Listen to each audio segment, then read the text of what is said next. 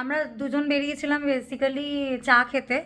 তো আমাদের একজন কাজ করছিল কম্পিউটারে, তো হঠাৎ করে সে আমাদেরকে ফোন করলো যে কম্পিউটারটা কিছু একটা প্রবলেম হয়েছে।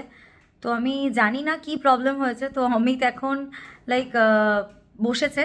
তো আমাদের কাছে 3টে কম্পিউটার ছিল, 3টে। তো নাম্বার 1 এখানে একটা ছিল, এখানে একটা ছিল, এখানে একটা আছে অবভিয়াস, মানে সরি এটা না, এটা অবভিয়াসলি এখানে একটা আছে, আর ওই সাইড আর একটা ছিল। তো আমি এভাবেই দেখাচ্ছি সবাইকে।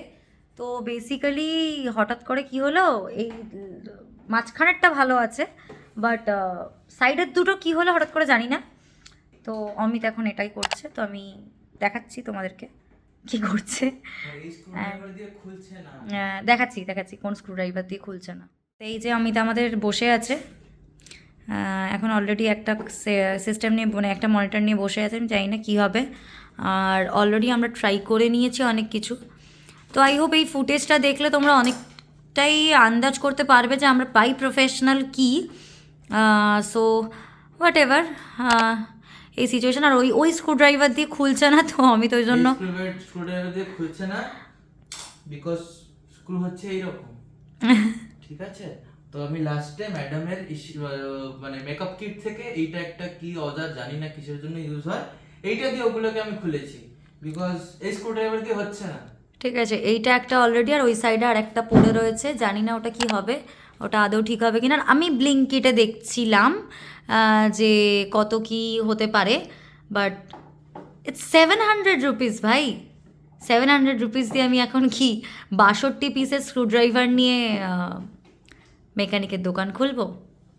তো সেই জন্য নেওয়া হলো না। তো জানি না এটা কী হবে, হোপ ফর দি বেস্ট, কী হয় দেখা যাক। তো এই হচ্ছে ব্যাপার। আমি ট্রাই করে যাচ্ছে এখনো অবধি, ঠিক আছে। তো আমি ট্রাই করছি না করছি কেউ জানতে হলে জানো, না জানলে না জানো, একটা কথা বলে দিচ্ছি, জীবনে কোনোদিন ভিউসনিকের মনিটর নেবেন না, ঠিক আছে? ভিউসনিকের কিছুই নেবেন না। মানে ওয়ার্স্ট, মানে এত জঘন্য আমি কোনো দিন দেখিনি, কোনো দিন না। মানে আমি 7 বছর এই প্রফেশনে রয়েছি, আমি 7 বছরে এত খারাপ কোম্পানি কোনো দিন দেখিনি।